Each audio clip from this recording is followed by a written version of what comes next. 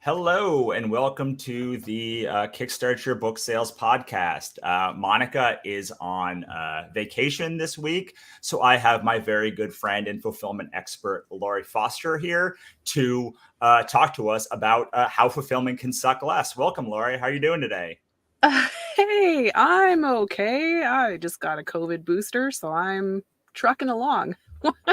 Yeah, we were worried that we would not be able to do this today. So Yeah, it's better than the last one, so I'm kind of happy about that. nice. Well, after you, I literally went to book mine right at like before when you were like, I feel fine. Between that moment about 15 minutes ago and now, I went and I booked mine for next week. So I was like, okay, cool. Then I'm gonna do it. Awesome, get it over with. Yeah. Awesome. So before we get into fulfillment, you want to tell us a little bit about yourself and your past, and maybe the ridiculously amazing campaign you just ran? Oh, wow. Sure. Yeah. So wow, what do I do? I'm an inker, I'm an editor, I do everything. I own Unlikely Heroes Studios, who are an indie comic book publisher. And yeah, we just actually finished a campaign for the Sundering, which was our first kind of foray into a 5e adventure book, so a tabletop RPG adventure book, and it was crazy. It went really well. Yeah, it went over $50,000 well from a whole bunch of backers that you're going to have to now fulfill. And Yes. on top of that, you basically fulfill for some other people and then fulfill roughly 2 campaigns a month, right? Like for yourself that you're running now. Yes, exactly. Yeah. So because I just fulfilled so many campaigns for myself, I hit a point where I was like, I might as well help other people do this too and simplify that for them. And yeah, so I'm fulfilling a whole bunch of campaigns a month. Yeah, it's a lot of campaigns. Okay, so here's the question that I get asked all the time. No, here's the thing that I most wonder about. Like, why does fulfillment suck for almost everyone? Like, what is it about fulfillment that like everyone hates? I think there's a lot of like nuance to it that you don't really think about, or that you can't really imagine when you start out, um in terms of like ways to organize all of this information so it's simpler and easier to ship things. It's easier to figure out weights of things. It's easier to see all of your backers and decide shipping rates. It's When you get that information, especially straight from Kickstarter, it's kind of like just a cluster of chaos, and you're looking at it like, what am I supposed to do with this? Like, who? Yeah. Well, also you get these like excitement during the campaign, and it's like, I'm gonna go and add pogs to the thing, and then you get like, oh crap, there's 5 people. One, I gotta now like make this thing, and then gotta make this real, and then get it to people. And I think that's where like all of the ambitious stuff that you did in the campaign like finally hits the road of like, oh, this means actually like more work for me. Right. I think we get excited about like, oh, like I have this book or this product, and like, oh, I could make socks, and I could make mugs, and I could make all kinds of things. But like, you don't, at first anyway, you don't really think like, oh, this is kind of complicated to ship. Like, if your main product is a book and then you have mugs, how are you going to ship a book and a mug together? Like, how are you going to do that? And you hit the campaign, you're like, oh. Yeah. Well, so we do this in very different ways. And this is why I wanted to have you on, because my solution to that is I don't do any of that stuff. And Right. like, I don't do mugs, I don't do shirts, I don't do like sweaters, I do pins and books, and that's basically it. I don't even do like book boxes. Whereas, like, I don't know, Lori, have you ever met merch you don't like? Because I'm not sure if you have. And so I'd love to have you talk about like my way is very easy. Don't do it. But like, how do you love merch and offer merch and then like make this not a headache? Like, what is your secret? Right. So most of the time, I like to stick to flat merch because you can fit it with a book. You can fit pins with books. You can fit patches. You can fit metal bookmarks. You can fit that kind of thing. More recently, I've started doing shirts because people kept asking for shirts. Um, but I'm finding that kind of At least the way I do it right now is I just use a print on demand service for shirts. So I can, print the order that I need and ship the shirts separately. And it's just you have to make sure to charge that separate shipping, because once you have a shirt, it's no longer media mail, and it does complicate your life. Like, I would not start out offering shirts. I feel more comfortable about it now because I know what I'm doing. On our last art book campaign, people really wanted a poster, and I was like, well, we can fold the poster so that it fits in the box with the comics. But then dozens of backers were like, well, could you roll it? I'm like, well, would you pay, an extra $10 to ship it rolled? And they were like, yeah. And I was like, okay, well, poster tubes and posters. And people loved it. Did you have like both options of like folded and unfolded options? Yes, exactly. So that's what I did. Is I had the folded poster, and then I had upgraded to a rolled poster, essentially, for this extra charge to US and international if you want it rolled in a tube. That's really smart, because I did a timeline, and I did a trifold timeline for my last campaign, and I gave it for free to everyone who did $100 more. But I was like, man, should I have done like it rolled instead? And that was a really good option, and something I never even thought about. My solution is anything that has to ship has to be able to be put inside the book. Like, I think to me, that's like the classic advice, right? Yeah, like that's what I would say. Like, if you don't want to deal with different boxes and different packaging types and thinking about that, and first class instead of media mail and stuff, I would come up with something that fits inside of your book, or in the case of a comic, it fits in the bag and board. Yeah, absolutely. Okay, so you've talked about media mails and a bunch of other shipping options. So we should probably talk about that. Just like put it on. So like, can you explain to like what is media mail, and how is that helpful to people who print books? Sure. So media mail is like, it's basically a special rate, because shipping is expensive. And we know that even first class shipping is quite expensive. Media mail is a special rate for books and CDs and that kind of thing, specifically so that you can have like a heavy book in a package and you don't pay out the ear for shipping it. Yeah. The only downside is that the post office can open those packages at any point. They are legally allowed to open them and check. So you want to be careful with what you put in those packages, because you can get fined if you put something that they deem is not media mail inside of them. Yes. So media mail was designed for some history, for libraries to be able to ship between each other. Like, that's where it comes from. I know Laurie knows this, but like, I'm saying that to like the audience at large who's listening. And so the rule is you can put books, CDs, DVDs, and there's one other that I can't remember. But you can't add posters or bookmarks or anything, because like, it's not for that.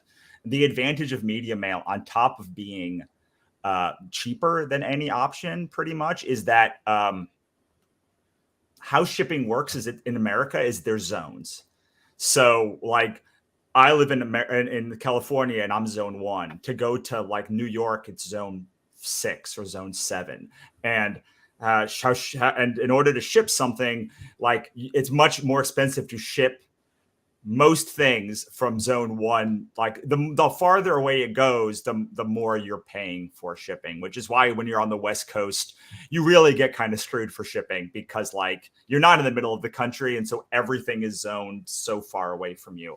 The nice thing about media mail is not only is it cheap, but like, there are no zones. You pay the same amount whether you ship it across the street or across the country. Right. So yeah. So so that is, to me, like the most important thing about you talking about like books and shipping.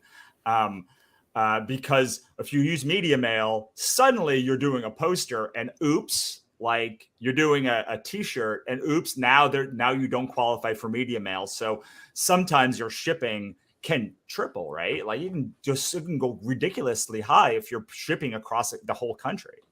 Yes, even just shipping like a rolled poster just a rolled poster, which weighs nothing, you know, you're looking at $6-7 to ship it across just the US. Yeah. And that is when you've only, so I'll give you an example from my own history. I don't do original art much, but I decided for the last Ichabod campaign, I would do original art. And I would include it at the $100 like if you paid $100, you could get like the book and a piece of original art. And well, when you do original art, you basically have to you need to be real careful. So like I actually got like wood like cut up so like it wouldn't bend. Then I put them in top rollers and then top loaders. Then I taped the top roller onto the piece of plywood, then stuck it in a thing.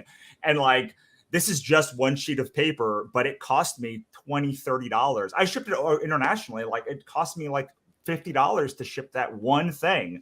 And so you really have to be careful. And like that was not fun. Luckily there were not that many of them, but like yeah, I basically ate almost the entire and I never do that, but like so I ate almost the entire cost of the thing because I didn't think about how to ship this one piece and how heavy it would be, even though it was just one piece of paper. Right, because you have to not just keep in mind what you're shipping, but that you have to pack what you're shipping like an elephant's going to sit on it, because the USPS just throw shit around. It goes through a machine. So you need to pack it so that you yourself can throw it across the room and like you feel good about it, basically. Yeah. So and what is your money. what's your best way to ship? Like how do you like shipping? So for books and comics, I like Gemini Mailers because the way that the box folds, it gives it like an extra inch or two of protection at the top and bottom, which helps keep corners from getting dinged, along with bubble wrap. And then it kind of depends on the item besides that, but I try to bubble wrap everything just as an extra measure. And if you're packing stuff in a box, for example, like as opposed to a book mailer, you need to make sure that box is completely full, because if that item can move within the box, it can get destroyed. So you need to, you need to figure out a box that either fits your product perfectly, or you need to figure out filler for that box so that nothing moves when you shake it. Or you need a bunch of box cutters, which is what I do, and cut the boxes down. So like they're very ugly looking, but like they work. And oftentimes when I'm doing a box, I fill them with Gemini mailers, and then I put the box like around the Gemini mailers, and then I will put the packing like the brown paper packing and fill the rest of it up.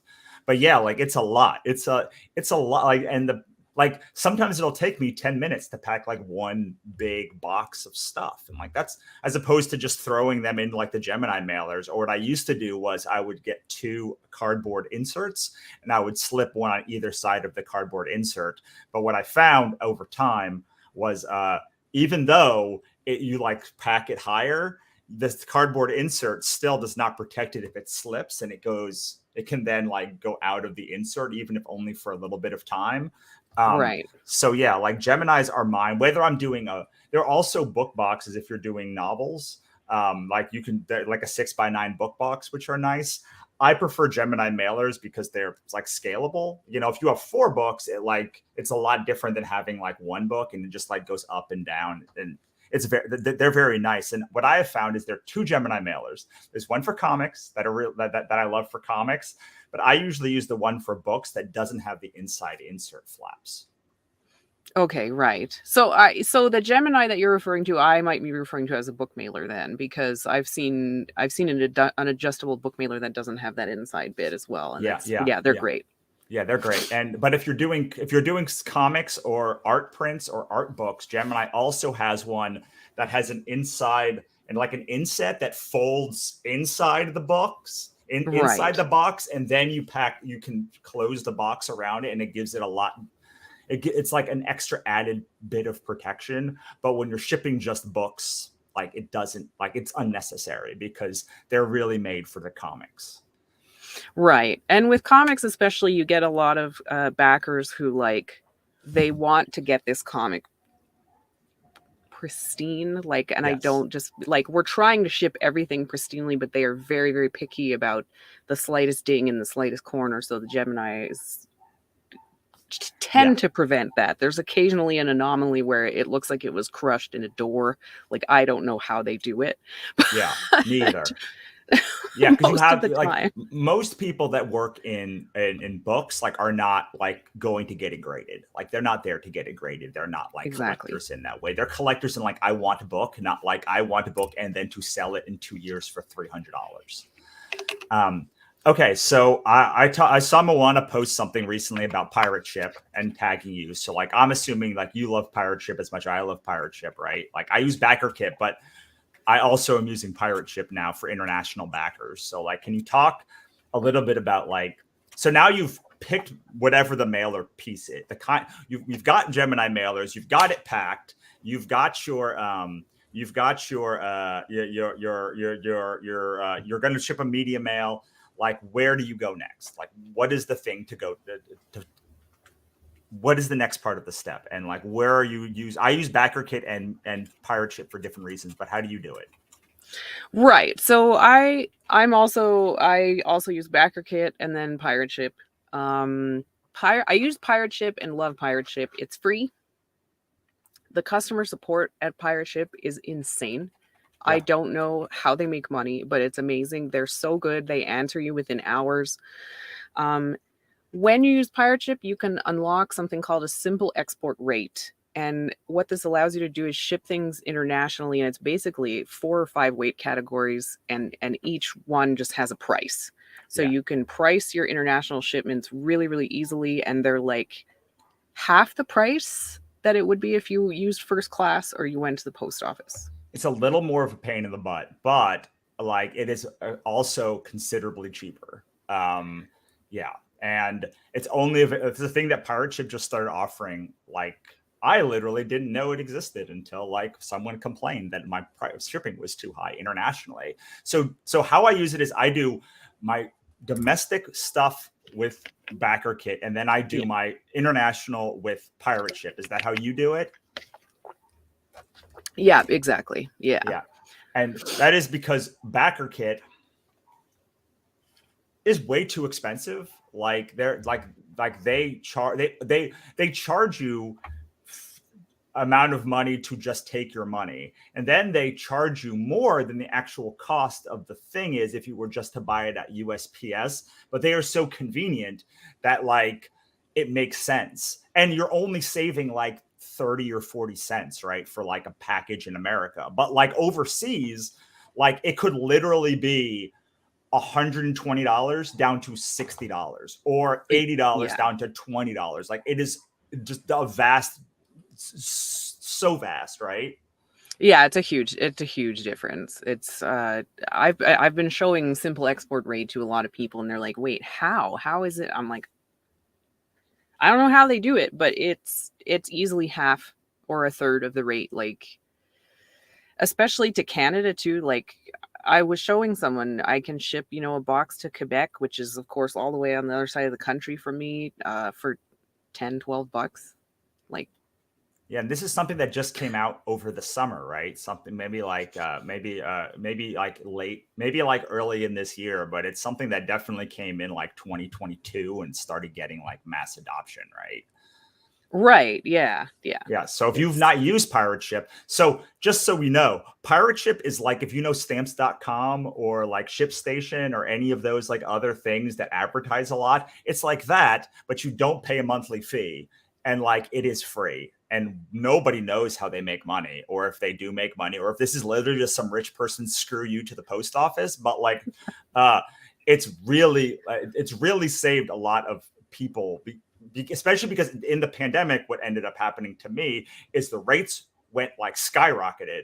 And then like Pirate Ship was like, oh, this makes it reasonable to like ship, like as reasonable as it used to be. And now they're even making it slightly cheaper. So I'm excited for the campaigns I do in the future, because like they're going to be even like people might not complain that like it's so expensive to ship overseas. And for the simple export rate, I just looked at it this morning. It's for £1. It's up to £4. And the categories I think are 0 to 1, 1 to 2, 2 to 3, 3 to 4. There may be like a 0 to half pound to £1 thing. But yeah, you can only do it up to £4. Right. Which is most book. I mean, most of your packages, if you're shipping one book, will be under £4. Yeah, above £4, you're starting to look at, and I actually had a couple of these on our art book campaign because Stan's art book ended up being so heavy. This is something that you want to think about, by the way, because we did something during the campaign where like the book started at a certain page length and we added pages for stretch goals. So whatever weight you think your book's going to be, I'd probably double it as a precaution. Well, yeah. Yeah, and so also, I ended up sometimes the filler is more expensive too. Like yes. Yeah, exactly. And we ended up printing this premium book with 100-pound page weight and stuff. So it's a the book is 2 pounds. It's ludicrous. So I had a couple of backers in Singapore order 2, and then it's over 4 pounds. At that point, UPS becomes more cost effective. Or shipping than it. USPS. Did you not ship 2 different 2-pound boxes? That seems to be like the thing that. No, I just shipped it in one with UPS. For me, it scares me to ship. I guess in that case, it's easier to just ship it. It's close to the same cost. I might have ate maybe $5 extra. Yeah. But UPS will get there in a week. And like, I get nervous shipping to Singapore and China and stuff like that, because who the hell knows what's going on, Yeah. Well, and one thing that happened during the pandemic was in America, they wouldn't ship USPS to Australia and like certain countries. And so you had to use UPS. And when you look at the UPS in backer, it was like $200 to ship like a relative. Because what the other thing about international backers is they tend to back for a lot of money. Like they tend to like be like, if I'm going to be paying the international rate, I'm going to get like a bunch of stuff. Like I'm not going to get just like one book. So those tend to be the heaviest, most expensive packages. And then on top of that, like your shipping is then so much more expensive as well. Yeah, that's actually something I wanted to bring up is I see this a lot with campaigns I fulfill. Actually, this is a common mistake. Not charging shipping for add-ons internationally. I've seen a few campaigns where international backers will add on 20 or 30 books. Like that's a $300 box, depending on where you're shipping it. And if you didn't charge extra shipping, you're going to eat that cost. So you need to make sure to look at like the items that people can add on and how much they weigh and be like, okay, well, like it sucks, but you're going to have to spend an extra $10 shipping per add-on. So that by the time you've added on 10 books into your pack, you're paying for the shipping that I'm going to be paying for. Yeah. So that brings up a good point, because a lot of people are like, should I even offer international shipping? And like, I have a very specific opinion on this, but I would love to hear yours of like, what do you say to someone who's like, I don't know, I don't want backers to have to pay that much. Maybe I won't even offer international shipping. Right. I don't know. I love offering international shipping. Our international backers are super loyal. Like they come back and they will back every campaign of ours. With the simple export rate, it makes it cheaper. It makes it more affordable. And generally they're okay with the rate around there. Well, there's another thing you can do for international backers that I've done, which is I tell them, go to like myus.com or like some other place, which you can like, there are places in the United States that will like act as your house that you can just ship them to, and then they will ship it to you. So I'm like, please just do that. And I know a lot of people do that, but if you do want to offer international shipping, you can give that option as well. But like, I'm of the opinion, these are all big boys and girls. Like if they want to pay $80 for shipping, like let them, it's their money.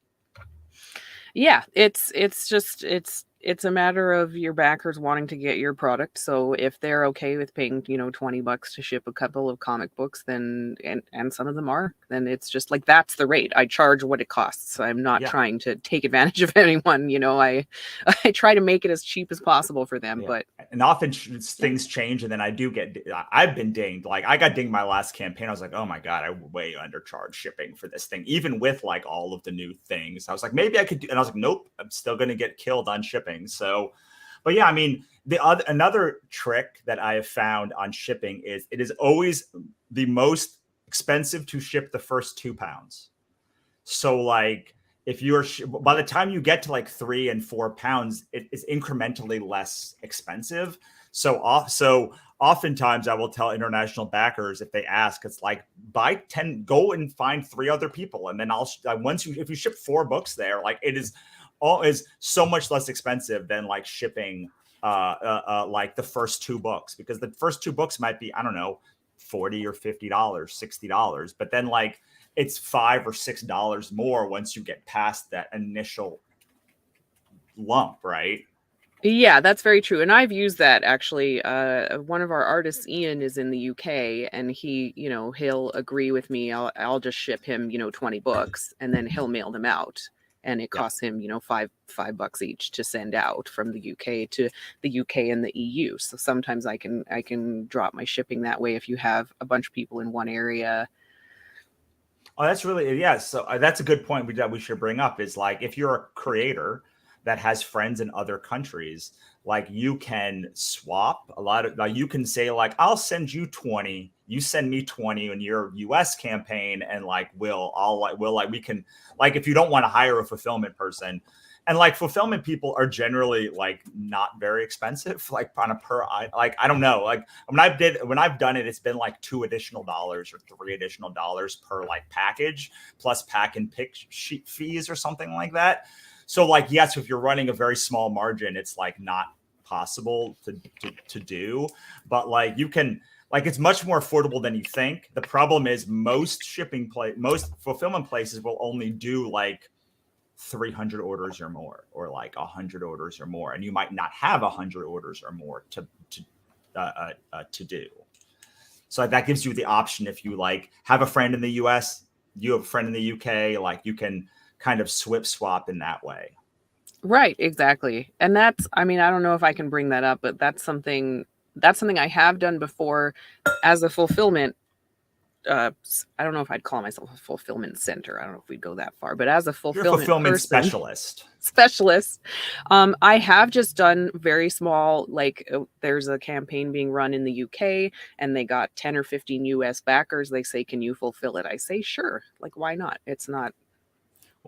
Well, and that's why I really like you. Like, you're the only person I've ever met in fulfillment who will do like a smaller campaign. And like, let's face it, like most campaigns are like going to be 100 or less backers, not like orders. So, you know, if most comics are 50-50, most book campaigns are like 20-80, like a physical goods. So like if you have 100 orders, you've got like 20 or 30 orders to pack, and it's like, oh, I can't use ShipBob or Black Box or any of those places because like they have a minimum, but you're able to do, because you're one human, like a few like orders if per campaign, right?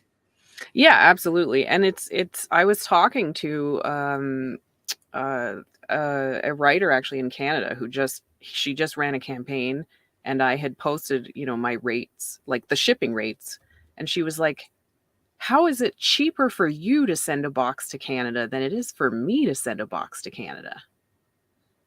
Like it is. It's insane. So like if you're in Canada and you're getting eaten alive by that shipping, like I can do stuff like that. Yeah. Yeah, and Just there are even if things that 10 boxes. Yeah, and there's a thing that like, the US is pretty good about keeping shipping rates down for like people inside the US. And I don't know what they're negotiating with the UPI or UTI or whatever, the UTU, whatever like the international standard are, but like it is like way easier for us to ship books places, especially in the US, than in any other country I've ever heard shipping books inside of their country. Yeah. It's incredible. Yeah. Okay, so we've picked our stuff. We've got the box. We've closed it up. We've decided to do backer kit and pirate ship and do all of that stuff. There's one thing that I want to bring up, which in regards to the media mail part of it also, it's like if you pre-buy your stuff like at home, you will vastly decrease the amount of boxes that people open for you because they will just assume that you're not a jerk. Now you should just not be a jerk also, but like, if you're packing 200 boxes, like so many people that I know just go to the post office, and it's more expensive at the post office to ship these things. Like they will ask you a ton of questions. They may make you open, if you're doing media mail, they may make you open every box, but if you've already paid for the books, you can just bring it to the behind. Like usually most places will have a regional fulfillment center, and like you can just go and ring their bell and say, we have a bunch of things to drop off, and then drop them off, and then you don't even have to talk to somebody. And so that's one way that like you can save a bunch of time, energy, and effort, because like it's a lot less hassle. You just want to make sure that you bring the UPS stuff to the UPS place and the USPS stuff to the USPS place, because I had a problem with that with the book that I had to. I sent a huge box to Australia. And because it was part of a bunch, it was the only box I was using USPS for, because it was from a campaign. I only had like 2 international backers.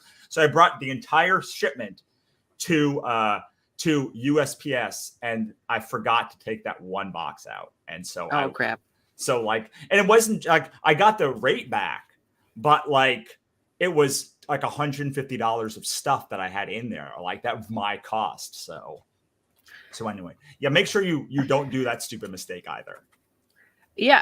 Other things you can actually also do.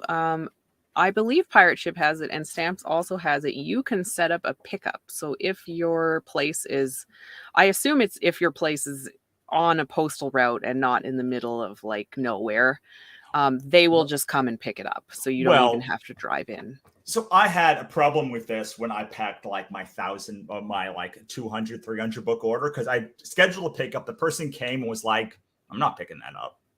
Because I was like, what do you mean you're not picking it up? It's like, there's just too many. Like it was someone who was on their route, and like part of their route, I guess they were just like picking. It's like, so I got dinged for that before. So like I would be careful, but theoretically, like, and I put 300 boxes. It's like I have 300 packages you have to pick up. And he's like, I ended up having to bring it to the fulfillment center myself, which is the trick that I do is like, if you bring it to your post office, and you bring a bunch of boxes to your post office, sometimes they will say, in Los Angeles, like there's like 1 million zip codes. And so like sometimes they get very territorial. Like if I bring it to the bigger, if my zip code is 90805 and I bring it to the one that's 90815, they'll be like, we don't get like, we can't charge overtime for like these boxes. Like they don't count for us. So like we don't want them. So like if you're in a bigger city, there will be a regional fulfillment center that will just take everything that's part of like Long Beach. And like it may be a little bit of a drive. When you only have like one, when you have far less zip codes, it's not an issue, because you probably don't have, like I have 5 zip codes within like a 2-minute drive from my house. So like there's like 7 post offices that like are like right around me. So that's crazy. It's probably only an issue for people in a big city, not like people that live, in a little bit more rural area.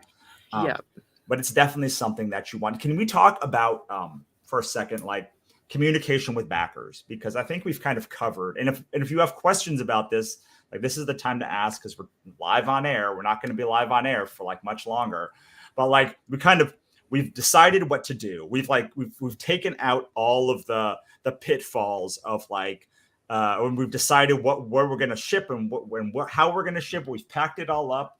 Like, can we talk a little bit about how you communicate with backers? Because I think this is like a big issue with like creators, is either they communicate too much or too little. So as you're going through the fulfillment process, like how long does the fulfillment take for you? And like, how do you keep backers in the loop as you're going through that process? Um, that's a good question. So for me, I'm like a machine and I want to get it done and out as soon as possible. Sure.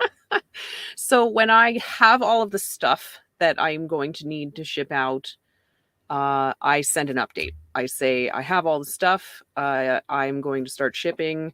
You guys should see your stuff in the next week. That's typically what I do. I try to stick to basically 1 or 2 updates because my hope is that I fulfill all of that stuff within about a week and get it shipped out because I just I want to get it done. I want to get it out. What about before when you don't have, what about when you don't have everything? So like the campaign is finished to like, I've got everything and ship it out. Cause I'm very much the same way of like, I will get it in day 1 and it will be out all by day 3. But like sometimes there's a 6-month gap where you're either creating things or getting things or just having stuff shipped to you. So how do you deal with that? Right. I like doing, I don't want to do too many updates, like you said, but what I like to do is once I get a couple of items. So I did this with the art book campaign because I got, a bunch of like the bookmarks and that kind of thing before I got the books, because the books usually take the longest. Sure. I like to do a picture of the stuff so people can be like, oh, there's the stuff. I can see it, or a Sure. little video. Right. And make an update with that. And then basically just be honest, like be like, this is the time that the printer told me, this is how long it's going to take. And then, if it's a long period of time that I'm waiting, I'll try to do just an occasional update when I get new stuff because it's exciting and people can visualize the stuff. Yeah. And then one final update when I have all the stuff saying I have it all. I'm locking addresses, we're going to be shipping next week. Yeah, I'm pretty much the same way, except I tell them at the beginning what every stage is that I'm waiting for on top of, so I send all that, but then I'll say like, okay, here's the proof. The proof has been approved. Like next step is this. And it's now left this fulfillment center. It's now like, so like usually that happens on like once a month, theoretically, like generally, like, when you're doing a print run in like China or something, usually there's like, it's generally in like a 4-week cycle, you tend to get updates, except that now the books are in customs and sometimes they stay in customs for like 8 weeks at this point. So we don't know. We don't know that. So I'm trying to think if I have any like final questions for you, but I think you've answered everything. I would love to just say like your 3 best tips when it comes to fulfillment, like when it comes to fulfillment to like keep the stress level down. Oh, I have to make it 3? 1. Well, I'll tell you what. You do 1, I do 1, and then we'll see who has a 3rd one. So we'll both be on the hook here. How about that? What's your best one? My number 1 thing would be a pledge manager like BackerKit. Like without that, it just sucks. Just to be honest, like that's a huge thing. And like Laurie and I use BackerKit, but you could also use Pledgebox, I think, is another one. There are a couple of other ones, and the reason why, well, there's 2 reasons why I use BackerKit. One is the headache of like they already group everything for me, and like they coordinate everything for me, and all I have to do is print the labels and then slap them on, and like it's more, and also pack everything. But the second one is like, you make money. Like you make like 3 times more than it costs at least to like use BackerKit, right? Like oftentimes I'm like, I get like 8% of the money in BackerKit. Yeah, absolutely. Because it just is, because in Kickstarter, when you have add-ons, they just appear as like a text listing. So people look at it and they're like, and then they have to go back to the campaign to scroll down to see the images of the add-ons. And like some people don't have time for that shit, essentially. But in BackerKit, it checks out, it shows them their cart, what's in your cart, and then it shows them anything else you want, physically images of it. And that's like the best time to get someone to buy something. They've already bought some shit. They've already paid for it. Here's all this other cool shit. There's a high chance they're going to throw something in the shopping cart, so to speak, and grab that too. So it's absolutely. You can also give complimentary pledge money, like credit to people if you need to. You can also add all of your stretch goals and all your digital things that like they manage. You don't have to do Dropbox or BookFunnel or any of this other stuff. And I found, so I resisted the add-ons in Kickstarter for a while, not a while, like 3 months. That's like 2 campaigns for me though. So that's a while. Because I was like, well, they already have an add-on choice. And here's what I learned. There are people that will back of the on the campaign. If it's not on the campaign page, if it's not a reward tier, like they're not going to go to that. They're not going to do anything. So like when people ask me, why do you have so many rewards? It's because like some people will only back if like they have some crazy combination of reward. Like they don't want to look for it in the add-ons. They don't want to look for it in Baggerhead. They just want to be on the page. I'm that guy. I'm that guy. Then there's the second person who will back and either look through the add-on menu meticulously, or like they will back on the Kickstarter add-on. And then there's a third group of people that will back on the Backer Kit add-on or the Pledge Box add-on. And I can tell you that I thought what would happen was when I started using the add-ons on Kickstarter, I would make less on Backer Kit. What ends up happening is I literally make the same amount on Backer Kit, and then I make even more on Kickstarter, and then I make more on the. So it's like it's not a either or, it's like an additive thing, and it's annoying. Don't get me wrong, to like have to set it up 3 times, but like you will make more money by doing that way. And I don't know, like is there a limit to like, I'm trying, because people ask me all the time, they're doing their first campaign. They're like, when can I use my first campaign to get like to repay or make money on Backer Kit? I'm trying to find out, like, is there a amount of back matter stuff? Because like we both have just a ton of stuff to add on to Backer Kit, and like once you can move it to the next campaign and the next campaign very easily, so why wouldn't you? But I'm trying to think of like, nobody would not benefit from having the pledge management part, but like, is there how much stuff do you need to have in inventory before you can realistically like make good money on Backer Kit? I guess is the question that I have. That's a good question. I don't think it's necessarily a lot. I think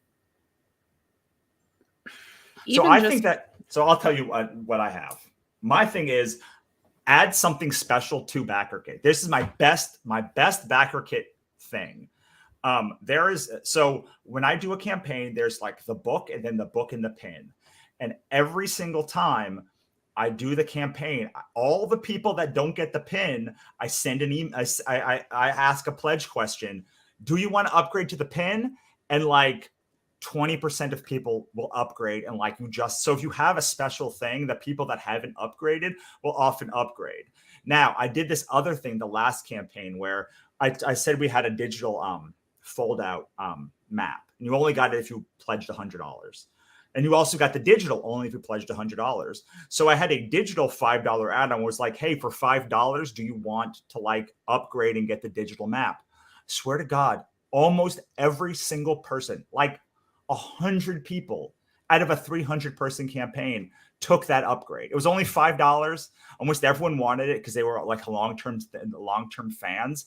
And like so that was $300 or something I made just on that one. Hey, you sure you don't want to upgrade to this? Yeah. So especially with a digital item or a digital upgrade, whatever that may be, if you offer it like that as an upgrade, like most people will take it, especially if it's $5, because like, why not? That's easy. That's an easy. I made a lot of, and I did the same thing with the other one. Yeah. So yeah, it was like $300 or $400. It was just like from that one. And it was just one reward. Like it wasn't a bunch of rewards. It was just one thing. So I think you can make decent money if you do it right. Like from jump. As long as you have like a really cool thing. Like there's a really nice map. I paid like $1,000 to have it made. By like $1,500 by the end, like plus production cost, plus printing. One of the cool things about doing something like that is usually there's a minimum, right? Like there's a minimum order. Like when you order pins, you really have to order 100 pins or it doesn't make sense.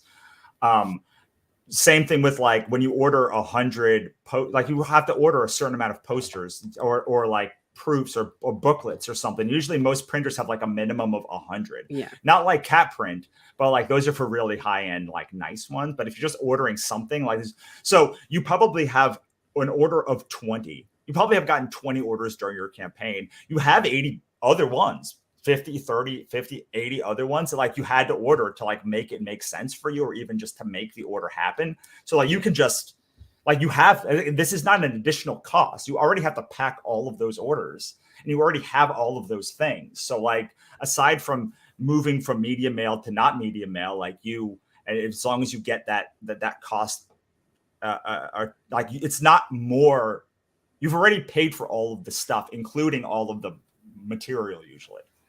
Right, exactly. As long as you're not taking a hit and you don't get too excited about giving things away for too, right. You just have to, financially it has to make sense for you, but other than that, absolutely. Yeah. Yeah. Do you find the same thing where like you can kind of like make money on the one thing like I just talked about? Like is that a thing that you've seen too on BackerKit or in your Pledge Manager? Yeah, I've seen that with comic books especially. I find even if I don't offer any of my other inventory, variant covers sell really well in BackerKit because that's when they visualize them right in front of their face. Yeah. They sell much better in BackerKit than they do in Kickstarter because they don't have to flip back and forth. So even if it's like your first book, if you have a variant of that book, or if you have something like that, it sells really well. Metal bookmarks for me also do really, really well because that's, I just, it's $5, throw it in the package. It's super easy. Yeah, absolutely. Yeah. That, and like a lot of times with the variants, especially that FOMO, like really hits in BackerKit, or like the Yes. like the hard, if you're doing just like a hardcover special printing for one time, or like a special cover that you're only doing, like people get the final chance, especially if you make it a pledge question, because that's what I've learned. Like pledge questions, you could like manipulate a lot of like a FOMO from there and be like, just remember, you will literally never be able to get this book again. Are you really, really sure you don't want this variant for like $20, or like this poster for $20? Like you probably can't do that more than once. So like, you have to be judicious. You can't just be like, are you sure you don't want this? And are you really sure you don't want this? But like, I think, and when you're doing your pledge questions, you can at one time say, man, you really sure you don't, this is like such a cool thing. And probably just from that one thing, you can pay for BackerKit. But this is the most important thing about BackerKit to me. And you can tell me if you agree or disagree. It doesn't matter if I make $1. I will give them 2% because it is literally worth it if I make $0 on BackerKit. Yeah, 100%. Yeah, it's so helpful. It cuts down on so our time is worth money too, and it cuts down on my time like easily by half of just using a Kickstarter spreadsheet versus all the stuff you can do in BackerKit. The surveys are easier. You can copy survey questions around, which Kickstarter still can't do for whatever reason. You can do all kinds of cool stuff. Yeah, it's and on top of that, you can copy and duplicate your old campaigns into your new campaigns, shipping rates, add-ons, digital downloads. Like there's so much stuff that like takes forever to set up the first time, but then like it's nominally harder the second time. Like it's so much, like to get all of that stuff from campaign 1 to campaign 2 is like 5 button clicks. Yeah. Awesome. Sorry. No, go for it. I didn't mean to interrupt you. There's a little bit of a learning curve the very first time you use BackerKit. They do help you if you chat with them. I do also offer like that service of setting up a BackerKit or teaching you how to set it up. Lots of people offer that for affordable prices. But once you do it once, like you're basically set, and then everything's easier for you. Yeah, once you have that down, it is a janky back end, but like BackerKit's great, and like Laurie's great. Like if you don't use her service, like find some tutorials. We have a tutorial in the accelerator, and I cannot, like whenever someone asks me a question in our program about BackerKit, I'm like, I'm not trying to luff you off. BackerKit is like best in class customer service. They will literally like sit there and like record multiple things for you to do. Like I can't do that because I don't have access to your back end. And like also I'm just not going to do that anyway. But like, so yeah, definitely reach out to them. And there's some really cool things you can do that like are like impossible to do if you don't know how to do them in BackerKit. So Laurie, any last words before we let you go? No, we should do this again sometime because I still have a whole bunch more info, but Yeah, we this was a definitely lot of should. info already. It's so much info already. We definitely want to do this. And like Laurie's not just a fulfillment specialist, she's really a specialist in all sorts of Kickstarter stuff and also making awesome books and things that we can't talk about now that hopefully we'll be able to talk about next month, theoretically. Yes. Awesome. And where, if someone wants to use your services, where can they find you? Our email is just hero@uhstudios.com. That's probably the fastest way to reach me, but you can find us on Facebook at UH Studios, Instagram, UH Studios Official, Twitter. You can message me on all of those to talk about Kickstarter stuff, BackerKit stuff, comic stuff. Awesome. Yay. Okay, Laurie, we're going to say bye, everyone. Bye, everyone.